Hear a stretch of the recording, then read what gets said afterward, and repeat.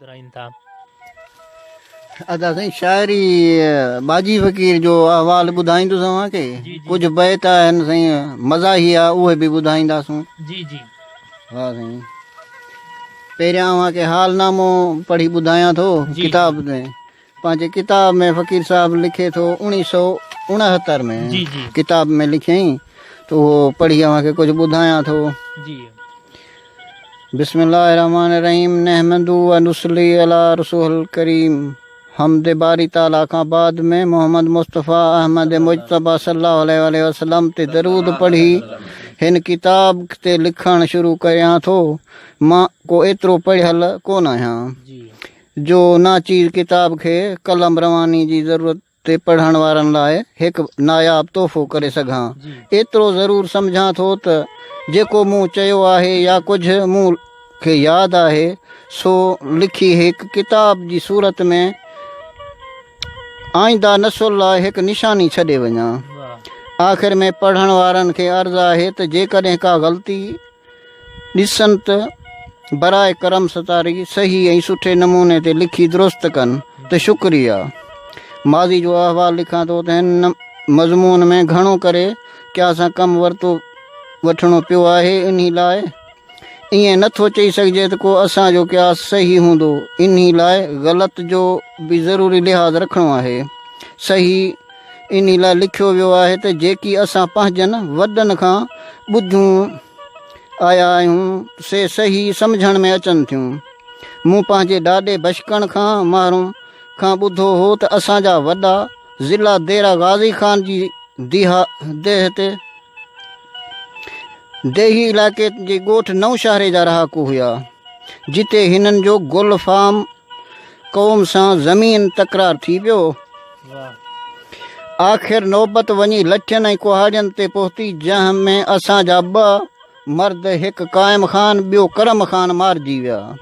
बाक़ी हिकु मूसा ख़ान बची वियो, जंहिं इहा दांह वञी अहमदानी सरदार खे ॾिनी। जंहिं साहिब मूसा ख़ान जी हमदर्दी हिन तरह कई पंहिंजे क़ौम जा पहलवान मोकिले गुलफाज़ क़ौम जे 4 मर्दनि खे मारे आया।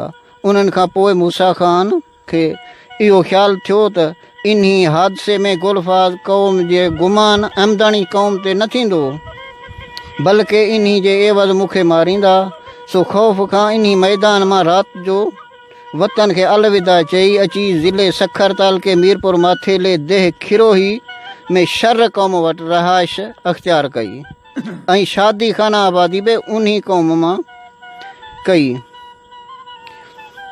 खेसि 4 पुट ॼावा। उन्हनि पुटनि जा नाला ही आहिनि करम ख़ान, गुल मोहम्मद ख़ान, हमल ख़ान। चौथो छुटो ख़ान।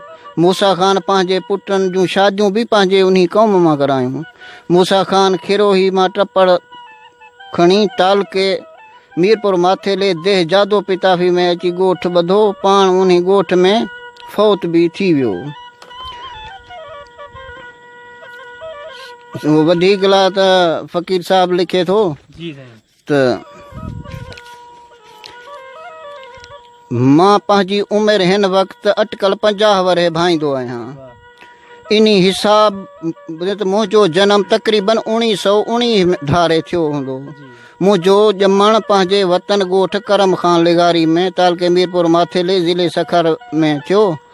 2 सालनि जी उमिरि में होसि त मुंहिंजा वालिदैन पंहिंजो ॻोठ ऐं वतन छॾे ज़िले तालुको सांघड़ मां अची रिहाइश कयूं, जिते हू ज़मींदार फैज़ मोहम्मद जुणेजे जी बनी आबाद करणु लॻा। मां जॾहिं 7 सालनि जो थियुसि त ॻोठाणनि ॿारनि सां गॾिजी लुटको में मोहम्मद हयात जुणेजे जे स्कूल में मास्तर निज़ामदीन वलद मौलवी ख़ैर मोहम्मद अहमदानी वटि पढ़णु लॻुसि। जीअं त उहो बल्कि अञा चङी तरह आबाद न हो। ॿियो स्कूल असांजे ॻोठ खां काफ़ी परे हो। महीने खां पोइ लुटको में मोहम्मद हयात ऐं असांजे ॻोठ जे विच में लाशारी क़ौम ते ॻोठ में जेके मोहम्मद हयात जुणेजे जी ज़मीन जा हारी हुया, तिन कोशिश करे हिकु माछी क़ौम जे मौलवी नाले हसन खे पंहिंजे ख़र्च दीनी तालीम सां गॾु सिंधी तालीम ॾियारण लाइ विहारियो। मां बि उते पढ़णु लॻुसि। महीने खनि गुज़रण खां पोइ असांजे ॻोठ में ॻोठाणनि गॾिजी हिकु मदरसो क़ाइमु कयो। हिन मदरसे में मौलवी मोहम्मद सादिक वलद मौलवी नवाबुद्दीन लिगारी, जेको वेठल ॻोठ जो नवरंग खां लिगारी ज़िले सखर तालुके मीरपुर माथेले जो हो, घुराए पंहिंजे ख़र्च सां विहारियो, जिते हू साहिब दीनी तालीम सां गॾु सिंधी तालीम बि ॾींदो हो। महीने खनि गुज़रण खां पोइ मौलवी मोहम्मद सादिक पंहिंजे माइटनि पाण वटि घुरायो।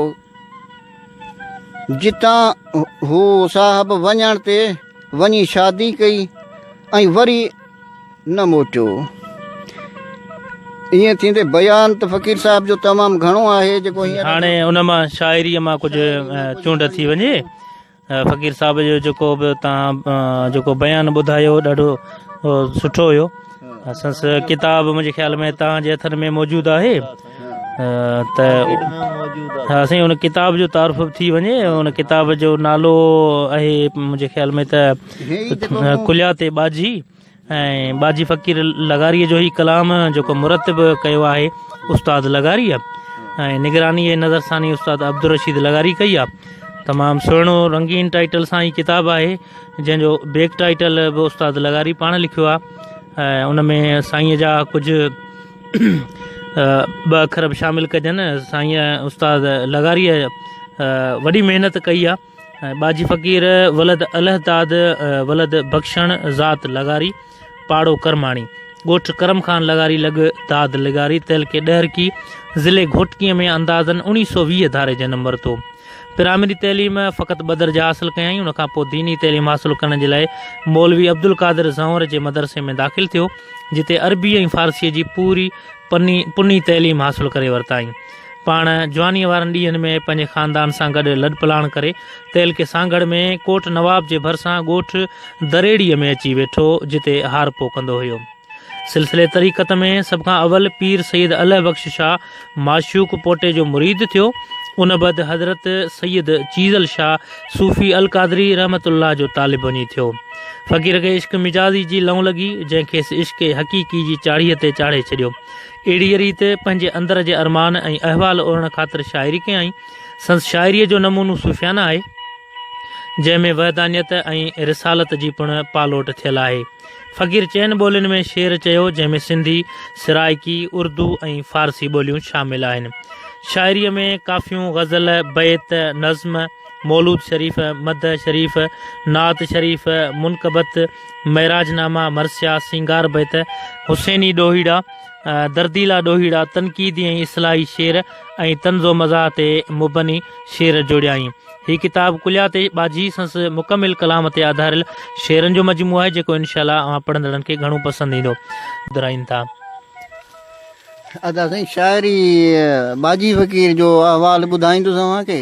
कुझु बैत आहिनि साईं मज़ाही आहे, उहे बि ॿुधाईंदासूं। जी जी हा साईं। पहिरियां तव्हांखे हालनामो